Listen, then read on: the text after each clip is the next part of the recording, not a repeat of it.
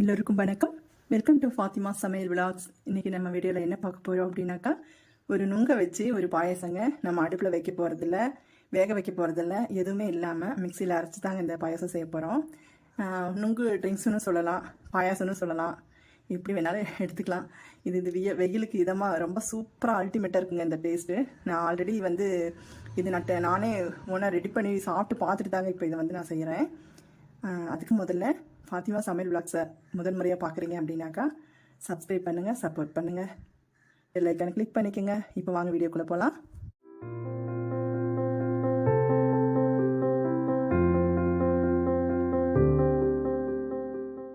இப்போ இது நொங்கு பார்த்தீங்கன்னாக்கா ஏற்கனவே நேற்று வாங்கி வச்சதுங்க. நான் கொஞ்சம் சாப்பிட்டாச்சு. சாப்பிட்டு ஒரு நாள் மீதமாக இருந்துச்சு. என்னடா யோசனை என்ன பண்ணலாம் அப்படின்னு யோசனை பண்ணிட்டு இருந்தேன். அப்போ தான் எனக்கு சரி அன்னைக்கு ஒரு நாள் இது மாதிரி செஞ்சு பார்த்தேன். ரொம்ப சூப்பராக இருந்துச்சு. நம்ம அந்த மாதிரி செஞ்சு வீடியோ போடுவோமே அப்படின்னு சொல்லிட்டு இப்போ எடுத்து வச்சுருக்கேங்க.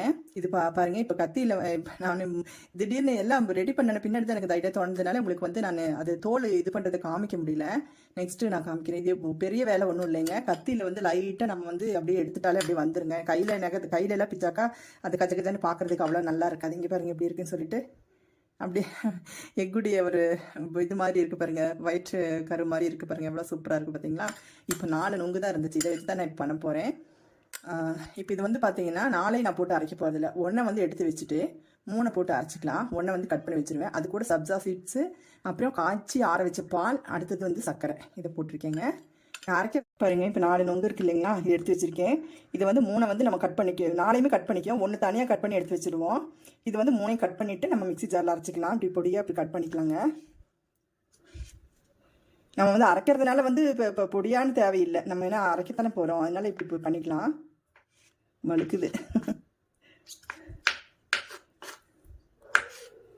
பாருங்க. இப்படியா கட் பண்ணிக்கலாம்.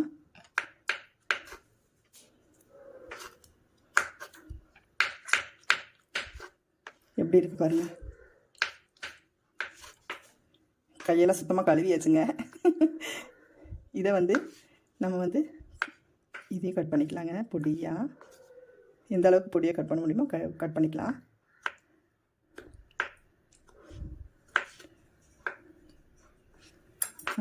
இது தனியாக வச்சுக்குவோம்.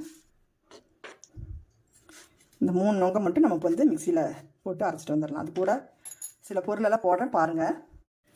ஒரு 5 பாதாம் 5 முந்திரி எடுத்து வச்சுருக்கேன். இது உடனடியாக இப்போ நினச்சதுனால இது ஊற வைக்க முடியல. அதனால இப்போ இன்ஸ்டண்ட்டாக நம்ம அரைக்கிறதுனால இது என்ன பண்ண போகிறோம் அப்படின்னா, ஜஸ்ட் நல்லா கொதிக்கிற தண்ணியில் ஒரு 2 நிமிஷம் அதில் போட்டு ஊற விட்டுருவோம். அப்போ பார்த்தீங்கன்னா இதனுடைய தோலெல்லாம் வந்துருங்க.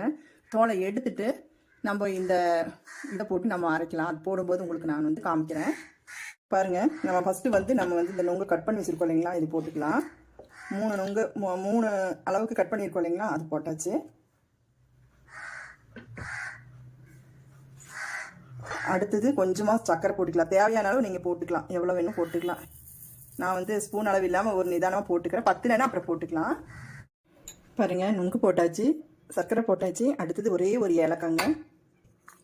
அடுத்தது பாதாம் முந்திரி. இது ஆப்ஷனல் தான், இருந்தால் போட்டுக்கோங்க. பாருங்கள், உரிச்சாச்சு. 5 பாதாம் 5 முந்திரிங்க. அவ்வளோதான். இதுக்கு அடுத்தது ஐஸ் கியூப் போட போகிறோம். பாருங்க, ஐஸ் கியூப் போட்டுக்கலாம். ஒரு 4-5 ஐஸ் கியூப் போட்டுக்கலாங்க. இது அரைச்சிட்டு 10 இல்லைன்னா இது கூட பால் ஊற்றி அரைச்சிக்கலாம். இதில் ஃபஸ்ட்டு நல்லா அப்படியே பல்ஸ் பண்ணிவிட்டு அப்புறமா கிரைண்ட் பண்ணிக்கலாம். பாருங்கள், அரைஞ்சிச்சான்னு பார்க்கலாம்.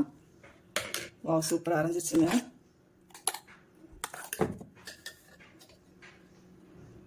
சூப்பராக அரைஞ்சாச்சு.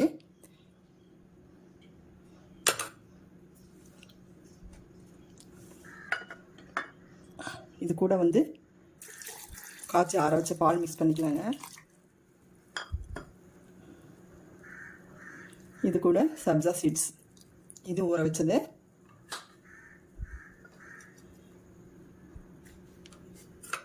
இதோட இந்த கட் பண்ணி வச்ச நுங்க போட்டுக்கலாம்.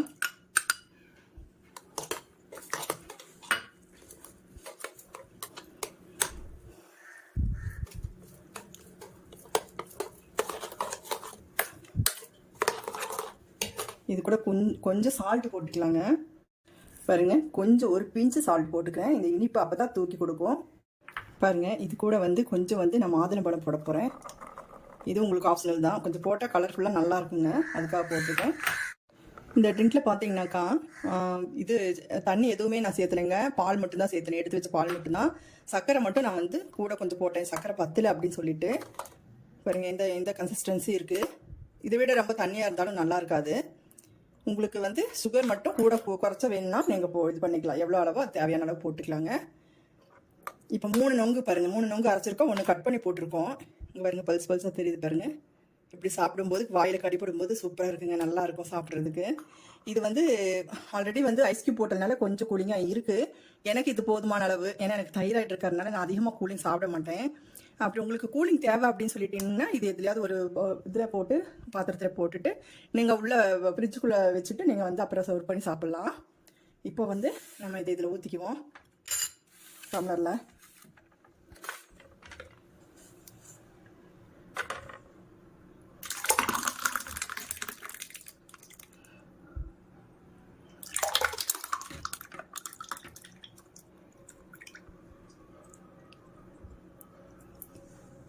பாருங்கள், 3 நொங்கு போட்டதுக்கே எவ்வளோ ஒரு கிட்டத்தட்ட ஒரு 3 டம்ளர் வரும், அந்த அளவுக்கு வந்து இருக்குது. பாருங்கள், நுங்க வச்சு ஒரு அருமையான கூல்ட்ரிங்க் ரெடி பண்ணியாச்சுங்க. இதே மாதிரி நீங்களும் உங்கள் வீட்டில் ட்ரை பண்ணி பார்த்துட்டு எனக்கு ஃபீட்பேக் சொல்லுங்கள். செம்ம டேஸ்ட்டாக இருக்குங்க. இது வந்து பார்த்திங்கன்னா கொஞ்சம் கூலிங்காக சாப்பிட்டா தான் நல்லாயிருக்கும். அதனால நீங்கள் வந்து ஃப்ரிட்ஜில் ஸ்டோர் பண்ணி வச்சு சாப்பிடுங்க. இல்லை கூலிங் சேராதவங்களா இருந்துச்சுனாலும் நீங்கள் அப்படியே நீங்கள் சாப்பிட்லாம் சும்மாவே. ஏன்னா நம்ம ஆல்ரெடி வந்து நம்ம வந்து ஐஸ் கியூப் போட்டிருக்கோம். என்னுடைய ரெசிபி பிடிச்சிருக்குன்னு நினைக்கிறேன். கண்டிப்பாக பிடிக்குங்க. பிடிச்சிருந்தா சப்ஸ்கிரைப் பண்ணுங்கள், சப்போர்ட் பண்ணுங்கள். பக்கத்தில் இருக்க பெல் ஐக்கானை கிளிக் பண்ணிக்கோங்க. அப்போ தான் அடுத்தடுத்து போடுற வீடியோ உங்களுக்கு அப்டேட்டாக வந்துகிட்டே இருக்கும். என்னுடைய வீடியோவை பொறுமையுடன் பார்த்தவங்க அனைவருக்கும் நன்றி, வணக்கம். தேங்க்ஸ் ஃபார் வாட்சிங்.